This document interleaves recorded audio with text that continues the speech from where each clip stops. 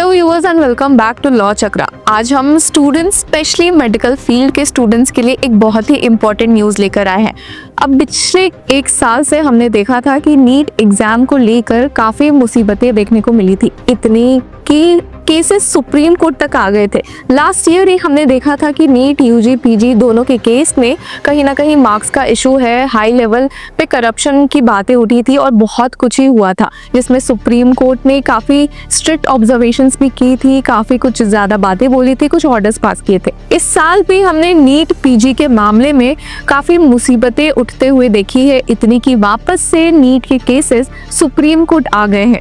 अब जो NEET PG 2025 का एग्जाम है वो होने वाला है 15 जून को। हालांकि इसके ठीक कुछ समय पहले ही, ऑलमोस्ट 1 मंथ पहले ही, एक रिट पिटिशन सुप्रीम कोर्ट के सामने आ गई, ये डिमांड करते हुए कि ये जो एग्जाम है 2 शिफ्ट में होता है, ये 2 शिफ्ट में नहीं होना चाहिए। अब ये सुन के कुछ लोगों को बहुत बात अटपटी लगी है कि शिफ्ट से क्या मतलब है लोगों का। शिफ्ट में अगर एग्जाम भी होते हैं तो अनफेयरनेस के चांसेस कहाँ है। पर यहीं पर रिट पिटिशन जिस पिटिशनर ने फाइल की है, उन्होंने कहा है कि कहीं ना कहीं शिफ्ट में एग्जाम्स होना आर्टिकल 14 राइट टू इक्वलिटी का वायलेशन है। जी हाँ, आपने सही सुना। अब यहाँ पर इस रिट पिटिशन में ये बातें उठाई गई है कि इट क्रिएट्स पोटेंशियल अनफेयरनेस, क्योंकि इन 2 शिफ्ट के एग्जाम में कोई ठीक नहीं कौन सा पेपर हार्ड हो सकता है, तो यहाँ पर मेरिट से ज्यादा लक का गेम हो जाता है।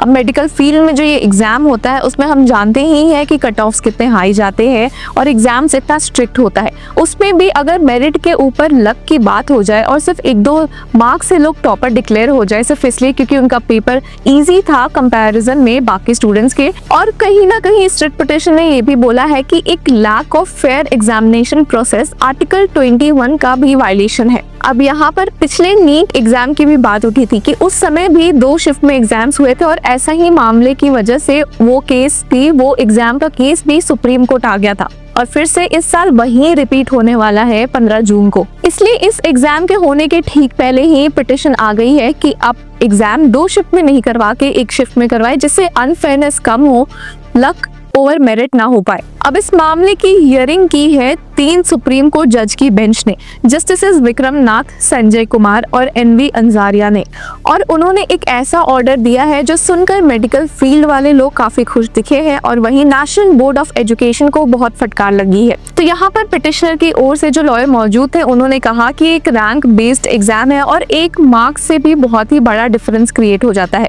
जिसके बाद जस्टिस विक्रम नाथ ने सवाल उठाया कि why you conduct exam in 2 shift. तो यहाँ पर सवाल जस्टिस विक्रम नाथ का था NB national board of education की तरफ से मौजूद miss senior advocate miss Maninder Acharya से, और जिन्होंने अपने जवाब में जब सुप्रीम कोर्ट ने सवाल पूछा तो उन्होंने कहा कि these examinations are held online and your lordship knows in 2024 because of the practices and the fraudulent intervention of the wrong element the UG examination had to be cancelled. Same was thereafter we sat together and we have there very limited centres. उन्होंने ये बात उठाई कि last year भी बहुत ही fraudulent practices देखने को मिली थी और जिसकी वजह से ही ये डिसीजन लिया गया है, और साथ ही उन्होंने कहा कि उनके पास लिमिटेड सेंटर्स भी है, इसलिए 2 शिफ्ट में एग्जाम्स लेने की बात हुई है। उन्होंने फर्दर कहा कि we have taken out all the private centres and only the centres which will be safe, effective, will have the required infrastructure for holding the online examinations. Those centers have been taken into consideration for this examination and since they are limited and the number of student every year my lord is increasing। तो यहाँ पर उन्होंने कहा कि अब fraudulent practices इतनी थी इसलिए वेट करके सेंटर्स डिसाइड किए गए हैं, प्राइवेट सेंटर्स को हटा दिया गया है, सिर्फ वही सेंटर्स को लिया गया है जिनके पास प्रॉपर इंफ्रास्ट्रक्चर है, जहाँ चीटिंग होने के बहुत ही स्लिम चांसेस है, उन्हीं को सेंटर्स बनाए गए और इसी वजह से ही स्टूडेंट्स बढ़ते जा रहे हैं, सेंटर्स कम होते जा रहे हैं, इसी वजह से 2 शिफ्ट में एग्जाम होने का डिसीजन लिया गया था। 3 घंटे के गैप में कुछ भी हो सकता है। पहले शिफ्ट वाले बच्चे कहीं ना कहीं एग्जाम जो उन्होंने एग्जाम्स दिए हैं क्वेश्चंस डिस्कस कर सकते हैं, कहीं ना कहीं एग्जाम क्वेश्चंस लीक होने के भी चांसेस है, तो यही सब बातें पिटिशनर ने रखने की कोशिश की थी। उन्होंने ये भी कहा कि UG में भी इतने बच्चे हैं बट उनका तो 1 शिफ्ट में ही एग्जाम होता है, तो PG वालों के लिए ये रूल डिफरेंट क्यों है। तो इस पर सीनियर एडवोकेट आचार्य ने बोला कि UG वाले हैंड रिटन एग्जाम देते हैं और ये MCQ बेस्ड होता है, ये ऑनलाइन होता है। इस पर जस्टिस विक्रम नाथ ने कहा कि हम भी फिर हैंड रिटन एग्जाम ही करते हैं, पर उस पे उन्होंने कहा कि if it is so arbitrary why aren't most students challenging it. उन्होंने कहा कि ये रूल अगर इतना ही फंडामेंटल राइट्स के खिलाफ है, आर्बिट्रेरी है, तो और बच्चे क्यों नहीं इसके खिलाफ सुप्रीम कोट आया है। उन्होंने ये भी कहा कि only a few candidates have problem out of 2.5 lakh students. पर इस पर जस्टिस विक्रम नाथ ने कहा कि ये तो कम्प्लीटली ओपेक प्रोसेस है, यहाँ कुछ ट्रांसपेरेंसी नहीं है। और यहीं पर ये बात उठाई पिटिशनर के लॉयर ने कि the system is luck based, ये लक बेस्ड एग्जाम हो गया है, मेरिट से इसका कोई लेना देना नहीं है। जिसके आगे जस्टिस विक्रम नाथ ने कहा कि why can't you do it straightforward, why do you need an online exam. इस पर जस्टिस संजय कुमार ने भी कहा कि why you need an online exam for multiple choice question exams, you see what had happened for in West Bengal online exam. तो यहाँ पर supreme court का ये मानना था कि शायद ये ऑनलाइन एग्जाम भी नहीं होना चाहिए, हैंड रिटन भी हो तो कोई इशू नहीं है। जिसके आगे सीनियर एडवोकेट आचार्य ने बोला कि to avoid human intervention in the online method the computer checks the paper, malpractices ना हो, चीटिंग का स्कोप ना हो, इसलिए ऑनलाइन एग्जाम होता है। हालांकि सुप्रीम कोर्ट बेंच ने कहा कि get a solution for having it offline. इस पर सीनियर एडवोकेट आचार्य ने कहा the process started in March, entire session will be disrupted, 1 year will गो। अगर वे अब कोई चेंजेस करते हैं तो बहुत ही दिक्कतें पैदा हो सकती है।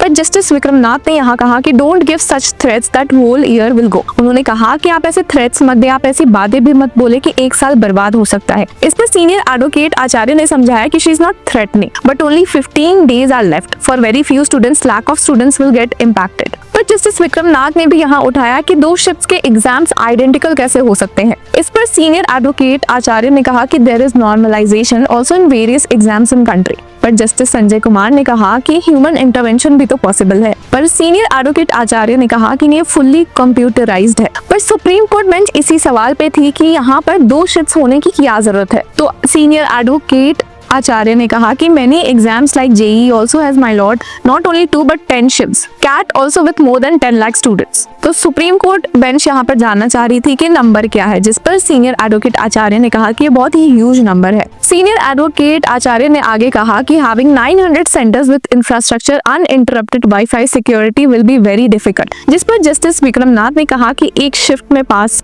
जिस पर सुप्रीम कोर्ट ने एक फाइनल लाइन ड्रॉ कर दी। उन्होंने कहा कि एक शिफ्ट में ही ये एग्जाम होना चाहिए और वो अपना ऑर्डर पास करेंगे। तो इस पर सीनियर एडवोकेट आचार्य ने उन्हें समझाया कि 2 शिफ्ट के बिना पॉसिबल नहीं है एग्जाम लेना। She stated that this is not possible, 2 shift exams is for safety and security of exam.